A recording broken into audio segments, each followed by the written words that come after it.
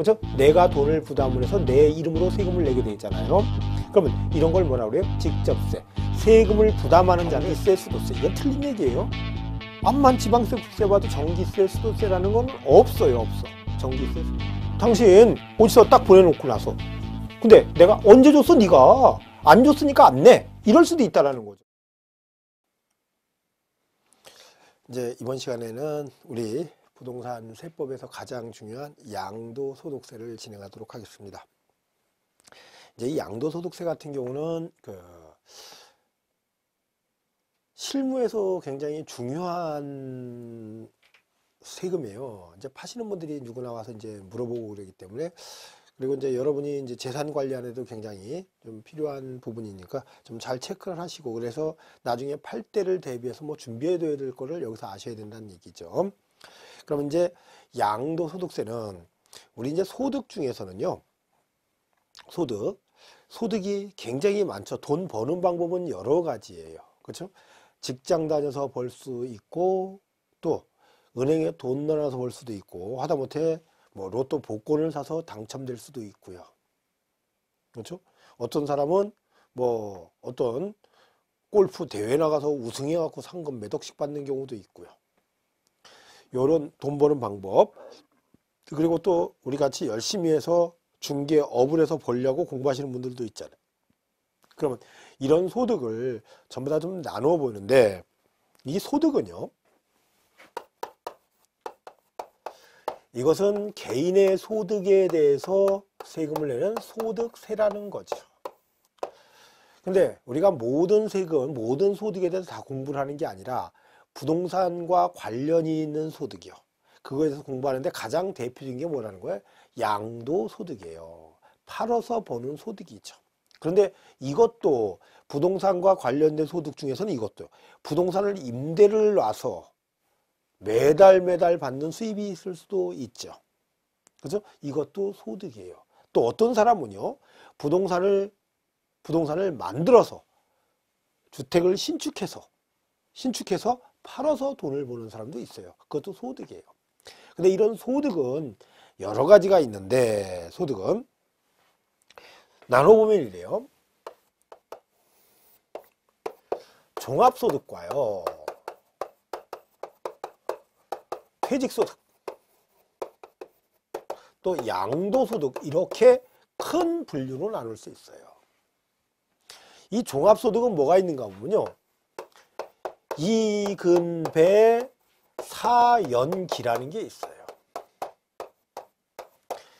이자소득, 근로소득, 배당소득, 사업소득, 연금소득, 기타소득, 이 소득을 모두 합해서 뭐라고 하는가 보면요, 종합소득이라고 얘기를 해요. 그리고 개인의 소득은요, 이자소득 언제 받은 거, 이게 1월 1일부터 12월 31일까지 벌은 소득. 그러면 여러분들이 지금 이제 3월 달인데요. 3월 달이 됐는데 작년 1월 1일부터 12월 31일까지 벌은 소득이 있는 걸 생각을 해 보세요. 이게 있다면, 한 개인이 이게 있다면 전부 다 뭐를 해라? 합해라. 합해서 뭘로 내라? 종합소득세를 내는데, 언제 내는가 보면은요, 올해 돌아오는 5월 있죠. 5월 1일부터 5월 31일 사이에 종합소득세 확정 신고 납부를 하셔야지 돼요. 종합소득세 확정 신고 납부를 하셔야 된다. 그런데 우리는 이자소득, 근로소득, 배당소득, 우리하고는 관계가 전혀 없어요. 또 연금소득 관계 없어요. 그런데 기타소득과 사업소득은 관련이 있다는 거예요. 그래서 이 사업소득은요, 어디서 공부하는가 보면요, 우리 지금 2장 양도소득세를 보고 계시죠? 3장에 종합소득세가 있거든요. 부동산 관련 소득세가 있어요. 거기서 이것과 이것을 볼 거예요. 기타 소득은요, 가장 대표적인 소득이 뭔가 보면요, 기타 소득은 어떤 소득인가 보면 가장 대표적인 게 로또 당첨되면 내는 게 기타 소득이에요. 또 대표적인 걸 보려면 저작권료 있죠. 우리 책을 베스트셀러를 하나, 제가 쓰는 책 같은 경우는 뭐 1000부, 2000부도 안 팔리지만 뭐 100만 부 이상 팔리는 이런 책들도 있잖아요. 이런 것들 하면 인세를 받잖아요. 이런 건 뭐예요? 기타 소득이에요. 이런 소득이 있고. 근데 우리가 기타 소득은 딱 두 가지만 기억을 하시면 돼. 뭐 지금은 해도 그러니까 그 해당 단원 서목이라고. 사업소득은요, 계속적 반복적 소득에 대해서 소득세를 내는 게 사업소득이거든요. 계속적 반복적인 소득에 대해서. 계속적 반복적인 소득에 대해서 소득세를 내라. 부동산을 사고 팔더라도 자주 사고 팔아요. 하는 땐 이걸 내요. 그런데 양도소득은요, 가끔가다 팔 때.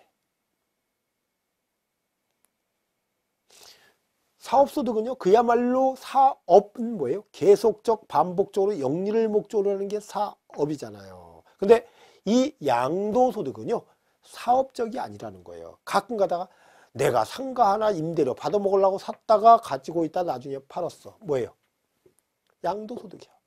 근데 전문적으로 사고 파는 걸 전문적으로 하면 그건 뭐예요? 사업이라는 거예요. 이제 이런 구별을 좀 하셔야 되고, 뭐 퇴직소득은 퇴직금 받으면 내는 걸 아시겠죠? 그렇죠? 그런데 이런 소득과 이 소득은 공통점이 있다는 거죠. 어떤가 보면요, 퇴직은 직장을 10년, 20년 다니다 한참 다니다가 해서 20년치 퇴직금을 받았고 나오잖아요. 양도소득도요. 어떤 애는 한 1000만 원 오르고 어떤 때는 1억도 올랐다가 어떨 때는 떨어졌다가, 이것도 어때요? 여러 장기간에 모인 소득이 한꺼번에 발생을 한다는 거예요.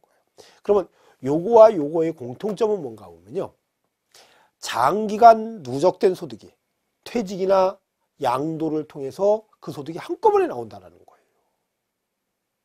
이런 것은요, 그때그때 발생하는 소득이에요. 이런 것들은 그때그때 발생하는 소득이라서 소득세를 그때 1년치를 묶어서 내면 돼요.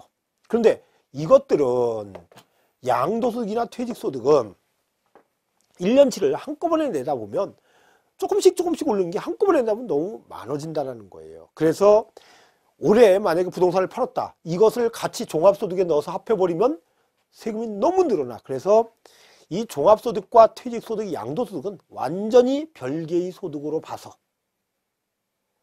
각각에 대해서 세금을 내게 만든다는 거예요. 그러면 직장 생활을 하면서 근로소득이 있고 뭐 아니면 또 뭐 연금소득이 있다. 이런 거 소득이 있는 사람이 올해 집을 팔았다. 아니면 상가를 팔았다. 소득이 있다. 그럴 때는 종합소득에다 합한다. 안 합한다? 안 합한다. 따로 계산한다. 올해 퇴직금 받았다? 종합소득에 집어넣는 거 아니에요.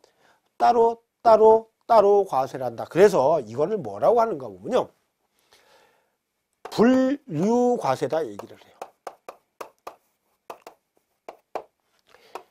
종퇴양으로 뭐 하겠다? 분류과세한다. 그래서 이제 조금 이따가 이제 한번 볼 거예요. 내용을. 양도소득은 종합소득 및 퇴직소득과 구분하여 계산한다. 이게 분류과세라는 얘기.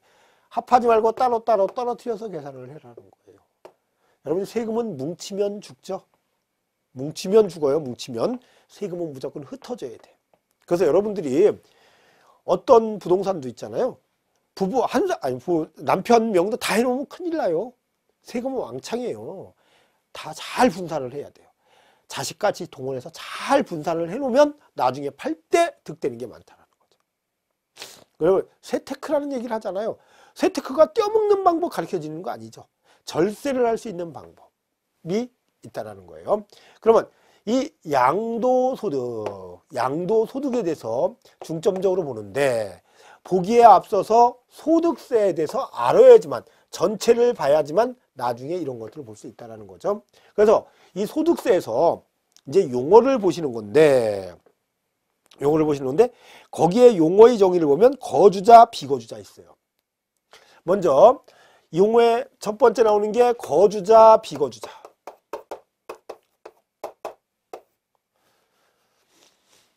거주자는 국내에 살고 있는 자는 거주자라고 얘기를 해요. 국내에 살고 있지 않는 사람은 비거주자.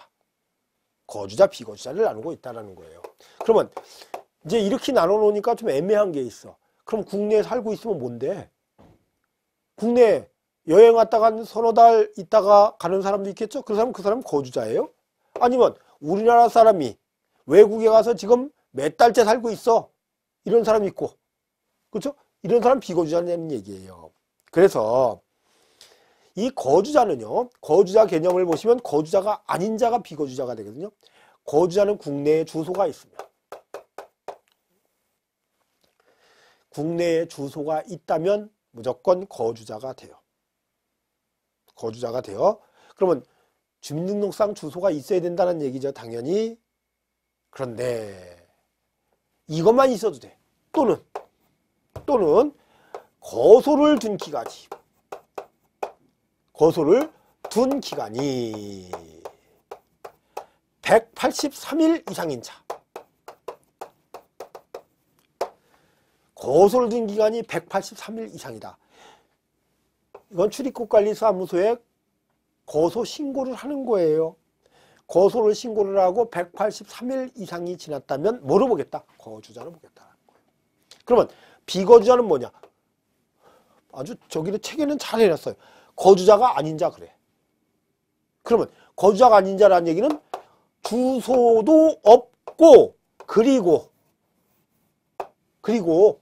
거소를 둔 기간이 183일 미만인 자 이렇게 해야 된다는 얘기죠. 이러면 뭐예요? 비거주자. 그러면 거주자와 비거주자는 어떤 차이가 있느냐? 이거를 왜 나누는데 소득세에서? 이것은요. 첫째, 국적과 관계가 없다는 거예요.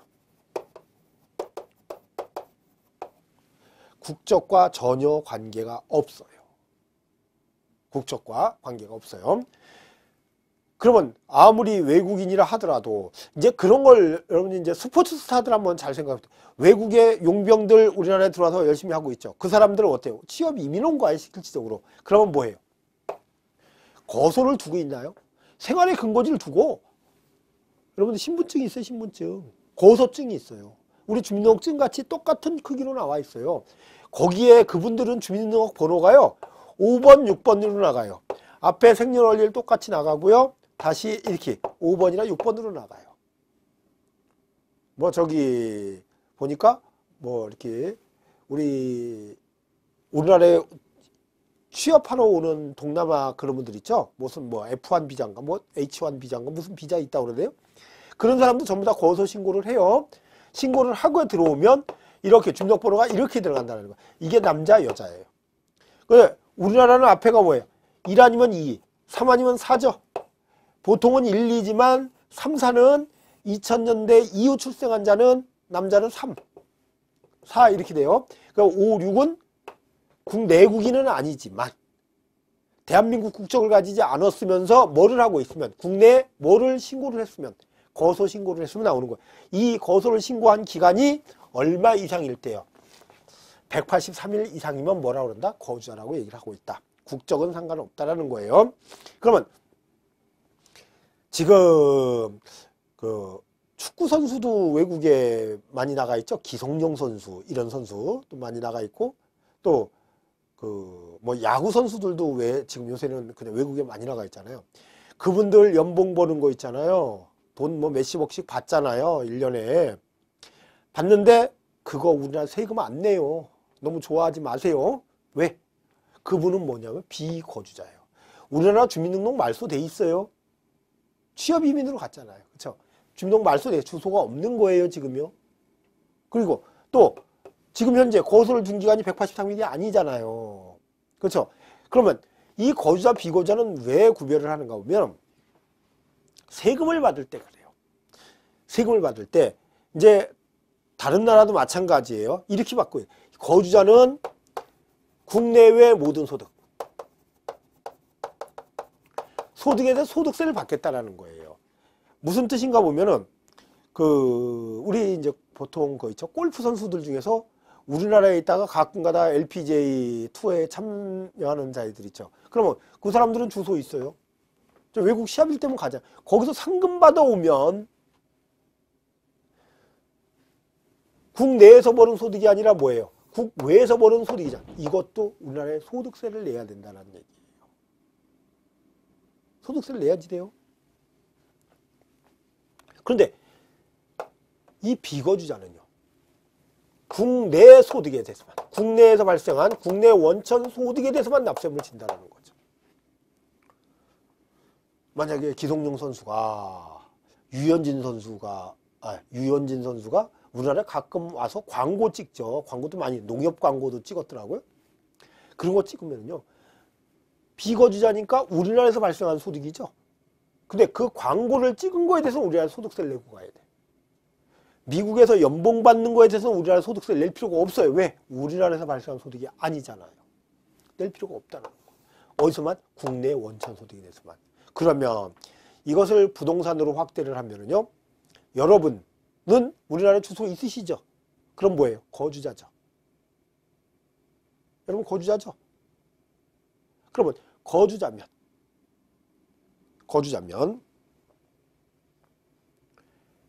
여러분이 우리나라의 부동산을 샀다 팔면 당연히 양도세 내야 되죠. 왜? 국내에서 발생한 소득이니까. 근데 여러분이 외국의 부동산을 샀다 팔 수도 있을까요? 아, 요새 중국 난리 났대요. 중국도 경기가 하강세를 타다 보니까 주택 경기 살리려고 하다 보니까 완전히 그냥 몇 달 사이에 30%가 올랐대요. 그러면 여러분이 투자를 했다가 벌 수 있겠죠. 그러면 우리나라 세금 내야 된다는 거예요. 왜? 거주자인 여러분이나 저는 우리나라에서 버는 것뿐만 아니라 어디서 버는 것도 국외에서 버는 소득도 소득세를 내야지 된다는 얘기죠. 내야지 된다는 내용이 이거예요. 이렇게 하고 있다. 이제 이런 구별이 있어야지 되겠고, 그 다음에 내국법인, 외국법인인데 그거는 그냥 넘어가자고요. 요걸 내국법인, 요걸 외국법인 이렇게 개념을 보시면 되는데, 우리가 법인하고는 좀 관계가 멀어요. 우리 공인중개사 자격시험에서 부동산 세법에 법인세는 나오지가 않게 돼 있거든요. 법인세, 부가가치세, 상속세, 증여세는 출제 범위에서 제외이기 때문에 그거는 이제 편하게 여러분 뜻을 그냥 편하게 보시라고 해놓은 거고요. 그 다음에 그 주소와 거소의 판정이 있는데 그거는 한번 가볍게 읽어보시고요. 여기에 소득이 구분해 한번 보면 종합소득, 퇴직소득, 양도소득이 있는데 여기에 이런 소득이 있잖아요. 이렇게 보시고 그 다음에 오른쪽에 보면 종합소득이 있죠. 종합소득, 그런 소득을 합한소득이라고 얘기를 하고 있고 분류과세라는 게 나오나 이번에요. 퇴직소득, 양도소득은 따로따로 떨어뜨려서 과세한다는 거죠. 이거는 합해서 과세하지만 이런 거는 따로따로 떨어뜨려서 과세한다. 퇴직으로 발생하는 소득, 또 그 밑에 자산의 양도로 발생하는 소득을 말하고 있다. 그 다음에 과세소득의 범위 있죠. 과세소득의 범위 이렇게 있는데 요거는 요거만 좀 기억을 해주시면 되고, 이제 국외자산, 외국에 있는 부동산을 팔 때는 다음에 적용을 할 거고요. 이렇게 보시면 되겠고, 조금 280쪽 보면 맨 위에 보니까 거기에 표가 딱 나와 있네요. 또 표가 나와 있으니까 보시면 되겠고, 그 다음에 납세 의무자가 이 소득세에 납세면 소득이 있는 자예요. 근데 우리가 이제 다른 납세 의무자를 볼 게 아니라 양도소득이니까 양도소득에 가서 보기로 하고요. 오른쪽 페이지에 보면 과세기간이라는 게 있죠. 소득세는 요거를 뭐라 그런다? 과세기간이라고 얘기를 하고 있다. 과세기간은 1월 1일부터 12월 30일. 여기 있는 소득은 1월 1일부터 12월 30일까지 소득을 전부 다 뭐하겠다? 합산하겠다라는 거죠. 그러면 양도소득도 마찬가지래요. 1년에 2개, 3개를 팔 수도 있을까요? 그럴 때 1년치를 당연히 합해서 계산을 해야지 돼요. 우리가 보통은 부동산을 안 파는 해가 더 많을 것 같아. 그렇죠? 안 팔 때가 더 많아. 한 해에 2번 이상 팔아보신 문제분이 있어요, 없어요? 거의 없잖아요. 그러니까 잘 몰라. 근데 2번, 3번을 팔면 어떻게 되는가? 합해서 계산해야 돼. 왜? 소득세의 과세기간은 언제라고 했으니까요. 1월 1일부터 12월 31일까지라고 했기 때문에 그렇다는 거죠. 소득세의 과세기간은 1월 1일부터 12월 31일 하고 있고, 거주자가 사망을 했다. 그러면 1월 1일이 지나서 중간에 사망을 할 수 있겠죠. 사망을 하게 되면 그 다음부터는 소득이 없게 되죠. 그러다 보니까 상속 개시일까지로 종료가 될 수가 있겠죠. 거주자가 사망한 경우는 1월 1일부터 사망한 날까지. 또 비거주자가 되는 경우, 외국으로 나가는 경우 주민등록 말소시키고 그럴 때는 뭐가 되겠다? 출국한 날까지가 되겠다라는 거예요. 왜냐하면 국내에 있다가 국외로 나가면 더 이상 국내선 소득이 없잖아요. 그렇죠? 그리고 사망하면 더 이상 소득이 없죠. 이제 이렇게 생각 어떤 분이 이제 물어보실 때 이러는 분이 있어 또. 아, 부모님 건물이 있는데 임대료가 계속 나오는 거요. 그거는요, 임대료가 나오는 거는요, 돌아가신 분 명의로 설사되어 있다 하더라도 상속 개시일, 즉 돌아가시면 권리가 상속인으로 다 넘어가는 거예요. 다음에 임대료가 설사 온다 하더라도 등기가 안 된 상태에서, 상속인 앞으로 등기가 안 된 상태에서 임대료가 나와도 그것은 누구 거예요? 상속인들 것이. 돌아가신 분, 즉 피상속인 소득은 아니라는 거예요. 그래서 사망한 날로 단축이 된다라는 거죠. 단축이 되고, 납세지는 당연히 뭐가 돼요? 주소지, 관할, 세무서, 거주자 그거 하나만 보시면 돼요. 주소지를 관할하는 세무서가 되겠다. 이렇게 보시고, 다른 납세지는 뭐 신경 쓰지 마세요. 보시고요. 이렇게 해서 소득세의 계략적인 부분을 보셨어요. 계략적인 부분을. 그 다음에 이제 제2절에 나오는 게요, 양도소득세 개설이 있어요. 이제 이것은 소득세에 대한 전반적인 것을 보셨고, 이제 소득세를 다 볼 필요는 없잖아요. 뭘 봐야 돼? 이제요, 양도소득세를 보셔야 된다는 거예요. 그러면 양도소득세가 뭔가 보면요, 양도소득세는 우리는 실현보유이익이다 그래요. 실현보유이익이다. 실현보유이익. 실현보유이익이라는 얘기는 어떤 내용인가 보면요, 부동산 가격은요, 이럴 수 있죠. 이렇게 올랐다가 떨어졌다가 또 올라갔다 떨어졌다 올라갔다 떨어졌다 올라갔다 뚝 떨어졌다가 쭉 올라갈 수도 있겠죠. 이렇게. 그런데 이 사람이 있잖아요. 요 시점에 샀다가 요 시점에 팔면 손해를 볼 수도 있지만, 이렇게 올라갔을 때 팔 때는 남는 게 굉장히 많겠죠. 그렇죠. 그러면 이 사람이 이때 기분 되게 좋았어. 이만큼 올라갔어. 야, 이게 차이가 자그만큼, 이 차이가 5억이래. 5억을 남아서 5억을. 기분 되게 좋았는데, 이 사람은 세금 내야 안 내요? 안 내죠. 만약에 딱 팔아서 5억을 벌었다면 그때는 뭐예요? 이익이 실현이 됐죠. 그때는 양도세 내는 거예요. 근데 안 팔고 가만히 있으면요, 이것은 뭐라 그러냐면요, 분명히 5억은 오른 걸 알지만 이것은 뭔가 보면요, 미실현 보유이익이라는 거죠. 보유한 이익이 실현이 됐어요, 안 됐어요? 안 됐다라는 거죠. 미실현 보유이익에 대해서는 과세할 수가 없다라는 거예요. 당연히 없고. 그리고 이제 양도소득은요, 용어를 딱 보면은 거기에 나오는 거에서 양도소득은 일시적 우발적 소득이라고 그래요. 일시적 우발적으로 생기는 소득이다. 그래서 우리 양도소득에 대해서는 일단은 실현 보유 이익에 대해서 과세를 하겠다는 거 하나 하고, 그 다음에 일시적 우발적 소득에 대해서 과세한다. 계속적 반복적 소득이라면 뭐가 되는가 하면요, 사업소득이 된다는 거죠. 사업소득이 된다. 그럼 보시면은 일단 성격 간단하게 보고 양도가 뭔지를 볼게요. 당연히 양도소득세도 소득세이기 때문에 국세고, 그 다음에 일반 경비에 충당한다. 그쵸? 그 다음에 분류과세다. 다른 소득하고 관계없다. 그래서 거기 분류과세 한번 볼까요? 양도소득세는 장기간에 걸친 소득이 일시에 실현되는 것이므로 결집 효과를 완화하기 위하여 종합소득으로 과세하지 않고 양도소득으로 분류하여 과세한다. 그렇죠? 다른 거 다 묶을 필요 없이 이것만 따로 갖고 계산을 한다는 거죠. 그 다음에 개인별 과세에 나와 있네요. 현행소득세법은 원칙적으로 개인별 과세주의를 취하고 있다. 그러면 개인별이라는 얘기는요. 집사람도 부동산 팔아서 많이 벌었어요. 나도 부동산 팔아서 많이 벌었어. 절대로 합하지 않아요. 따로 다. 그리고 또 열거주의 과세. 열거주의 과세는요. 소득 원천설에 입각하여 소득세법에 열거된 소득만을 과세하지요.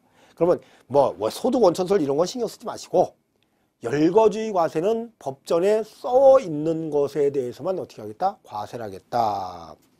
그래서요. 우리 양도세 과세량이 올해 좀 변동이 있었어요. 291쪽을 보시면은 291쪽에 과세 대상이라는 거 있죠. 그 박스를 보시면 맨 위에 토지, 건물, 시설물과 구축물을 포함하고 또 부동산에 관한 권리가 있는데 여기는 부동산을 사용할 수 있는 권리, 부동산을 취득할 수 있는 권리가 있고요.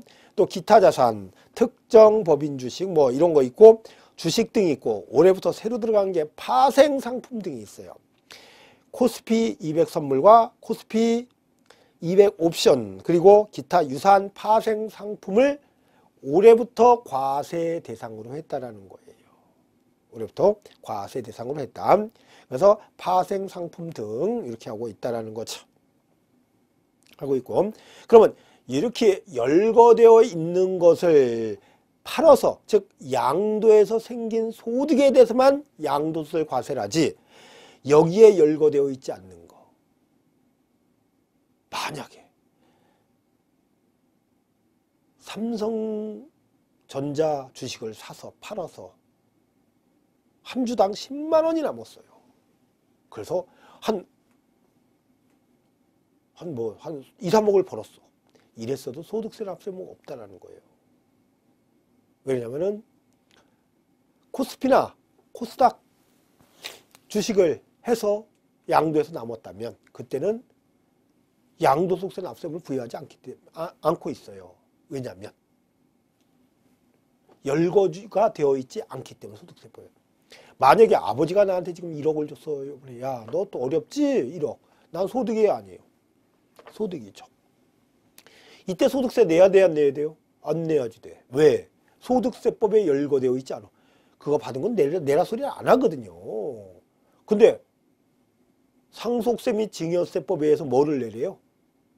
증여세를 내리는 거죠. 소득세법 열거되어 있지 않는 걸 안 내요. 여러분이 가장 대표적인 게 주식 있잖아요. 주식해서 열심히 버세요. 세금 안 내요. 그런데 내는 사람도 있어. 대주주. 코스피 같은 거는 100억을 초과할 경우에 그때는 내요. 주식해서는 벌어도 내지 않는다. 왜? 주식 활성화 차원에서 과세하지 않는 거예요. 대주주가 양도할 때만 과세를 하지 소액주주가 할 때는 과세하지 않는다라는 거죠. 왜? 열거되어 있지 않기 때문에. 그러면 다시 열거주의 과세는 소득세법에 열거된 소득에 대해서만 과세를 하겠다는 거죠. 신고 납세, 내가 얼마를 벌었는지 잘 모르잖아요. 그렇죠? 얼마를 벌었는지 모르기 때문에 어떻게 알아? 얼마를 벌었는지 몰라요. 그렇기 때문에 알아서 신고하고 납부를 해라. 신고 납세제도. 그리고 다음에 5월 1일부터 5월 31일까지 있어요. 근데 여러분이 이런 것들은요. 종합소득 같은 경우는 이런 경우도 있거든요. 뭐 이제 중간예납이라는 것도 있고 뭐 사업장 현황보고라는 것도 있고 굉장히 많고 근데 이 종합소득세 다음에 5월에 내요. 다음에 5월 1일부터 언제다? 5월 31일이라고 그랬죠. 근데 양도소득세는요. 5월에도 하지만 양도소득세는 잃어버리기가 쉽다. 잃어버리기가 쉬워. 그래서 양도소득세는 예정신고 납부라는 제도를 만들어 놓고 있어요. 예정신고 납부라는 제도를 만들어 놓고 있다. 예정신고 납부요. 이런 제도를 양도소득세만 특이하게 만들어 놓고 있다는 거예요. 이 예정신고 납부를 안 하게 되면 가산세가 부과되는 거예요. 그래서 내가 지금 3월 달에 팔았다. 그러면 양도소득세를 언제까지 내는가 보면요. 5월 말까지 신고하고 내야 돼. 원칙은 언젠데 다음에 그럼 내년 2017년 5월에 내야 될 것을 언제 내래요? 2016년 5월에 내래. 예, 이거는 가끔가다 한 번 하기 때문에 그래요. 그래서 이제 이런 거를 해놨어요. 이때 지금 팔고 원칙은 내년에 해야 되는데 올해 5월에 하잖아요. 5월에 하면 내년에는 5월에 확정신고할 때 안 해도 돼. 뭐를 했다면? 예정신고를 했다면. 이제 이런 제도는 있어요. 그리고 이제 인적공제 제도. 여러분들이 그 돈을 벌려면 종합소득도 마찬가지고 이런 것도 마찬가지고 돈을 벌려면요. 남보다 더 노력을 해야 되잖아요. 그렇죠? 열심히. 아니 어떤 거 대충 사서 올려놔요. 열심히 노력해서 해야죠. 그래서 인적공제 제도가 있다.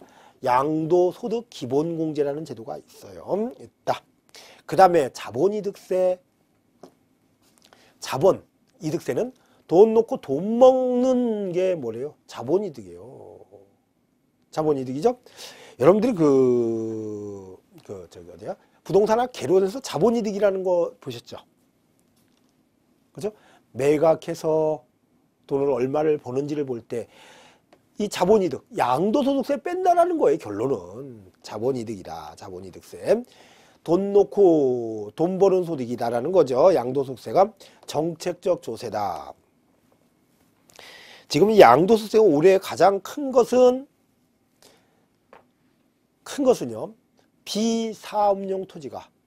비사업용 토지가 양도소득세가요. 10% 인상이 됐죠. 그래서 6%에서 38%를 받을 것을 16%에서 48%를 받고 있다는 거예요.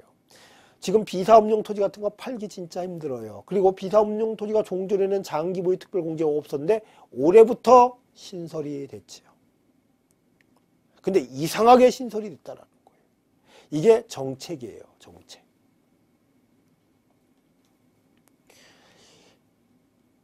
양도소득세를 확 풀어주면 거래가 활발하게 이루어질 거예요. 아, 여러분이 만약에 지금 집값이요. 지금 하락세를 타고 있다고 그러는데 집값을 올리고 싶죠? 올리고 싶으면 어떻게 하면 되냐? 부동산 여러 채 갖고 있다가 팔아도요. 양도세 한 푼도 안 받아요. 이러면은요. 돈 있는 분들 주택 다 사서 모으네요. 근데 지금 두 주택 갖고 있으면 양도세 비과세 안 되고 오른 거에 대해서 양도세 내야 돼. 그러면 안 산다라는 거예요. 그래서 정책적 세제다 이런 얘기를 하고 있고 그 다음에 실질과세. 양도소득세는 아주 중요한 포인트 단어예요. 실질과세예요. 내가 실질적으로 팔지 않았다면 양도세 낼 필요가 없다라는 거죠. 그리고 양도의 개념을 지금 이제 보실 건데 양도의 요건 그 다음에 이제 세 번째 나오는 게 양도로 보는 경우와 보지 않는 경우를 나오는데 그 양도로 보는 경우와 보지 않는 경우는 이제 시간이 안 되겠고 앞에 거를 이제 볼게요. 양도 요건을 정확히 한번 볼게요.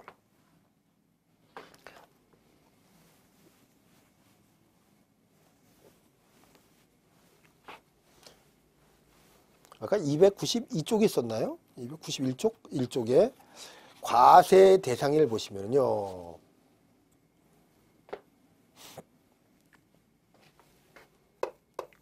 토, 건, 부, 사, 부치, 기, 주, 파. 이제 이렇게 나눠 보셔야 돼요. 이건 주식 등이죠. 이거는 파생상품 등. 요거는 줄여서 뭐라고 할 수 있는가 하면요. 이렇게 할게요. 부동산 등. 우리 양도소득세는요. 부동산 등과 주식 등과 파생상품 등의 양도로 인해서 이것을 뭐를 하면 양도를 하면 양도소득세 과세된다라는 거예요.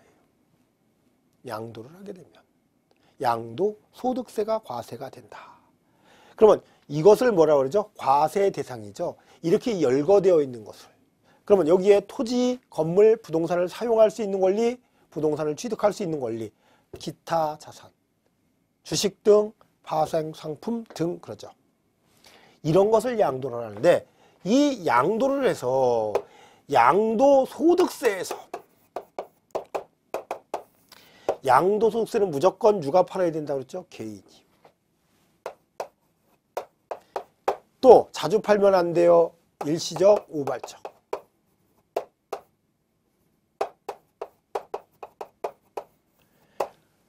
사실상 유상 이전이다 그래요.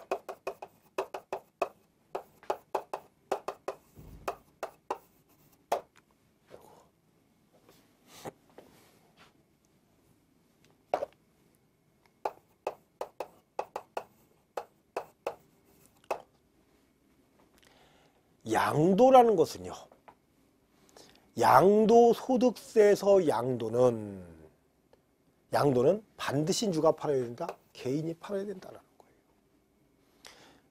개인 여기서는 거주자, 비거주자 불문해요. 비거주자도 국내 원천 소득에 대해서는 소득세 납세 의무가 있잖아요. 외국인이 우리나라에 와서 부동산 샀다 팔아서 남는 게 있다면 당연히 양도세를 내야 되겠죠. 당연히 내야지 돼요. 그런데 여기는 아니다라는 거죠. 이거는 법인은 아니다. 절대로. 법인이 팔았다면 뭐를 낸다고요? 법인세를 내야 되지. 법인세를 낸다는 거예요. 그러면 개인이 부동산을 팔아서 벌어들인 소득이 있다면 뭐를 내라? 양도소득세를 내라. 법인이 부동산을 팔아서 벌어들인 소득이 있다면 뭐를 내라? 법인세를 내라. 그렇죠? 그러면 양도, 지금 우리 양도는 누구 것만 양도라고 보는 거예요? 개인만 양도라고 보는 거죠. 양도라고 보고 양도소득세는 개인만 낸다. 그리고 일시적 우발적인 소득에 대해서 소득세를 내지, 양도소득세를 내지, 계속적 반복적이라면 뭐 경상적이라면 비경상적이라면 양도소득이 되지만 이럴 때는요. 이것은 사업이 되니까 사업소득이 된다는 거죠. 사업소득이 되니까 뭐를 내야 돼요? 종합소득세를 내야 된다는 얘기예요. 사업소득이니까 당연히 뭐를 내야 돼요? 종합소득세를 내셔야 된다는 거예요. 종합소득세를 내야 된다는 거예요. 그럼 가끔가다 팔아야 돼. 이 조건이요. 모두 충족이 됐을 때만 양도가 되는 거예요. 여기서 사실상이라고 그랬잖아요. 여러분들이 우리 잘 알고 있는 거 민법 108조에 가장매매 있죠. 가장매매로 소유권이 넘어갔어요. 그러면 양도세 난 내나요? 안 내나요? 안 내요. 양도세 안 내요. 왜? 사실상이라며. 그러면 형식상으로만 이전이 됐다면 이거는 양도가 아니라는 거예요. 그래서 조금 전에 보시던 거 있죠? 이것 때문에 실질과세다라는 거예요. 실질과세는 등기, 등록과 무관한 것을 얘기를 하고 있죠. 실질과세는 뭐와 무관하다? 등기, 등록과 무관하는 거예요. 내가 설사 부동산을 팔았다 하더라도 팔았어요? 팔았는데 등기를 안 했어. 등기를 안 넘겨줬어. 난 양도세 내야 안 내요? 내야지. 실질적으로는 뭐를 했으니까? 팔았으니까. 근데 가장매매 같은 경우는 가장매매는요. 실질적으로는 팔았어요? 안 팔았어요? 안 팔았잖아요. 형식상으로만 넘어갔잖아요. 그러니까 양도가 아니에요. 그러면 무허가 건물을 팔았어요. 양도야 아니에요? 실질적으로는 양도잖아요. 실질과세니까. 그래서 명의신탁이라든지 이런 것은 양도소득세에서는 양도가 아니다 이렇게 얘기를 해요. 양도세는 양도가 아니에요. 형식상으로 넘어가서 양도가 아니다. 그 다음에 유상이전인데 유상이라는 얘기는 반대급부가 있는 것을 유상이라고 얘기를 하고 있죠. 반대급부가 있어야 된다. 그렇죠? 그러면 우리 취득세에서는 이런 얘기를 했어요.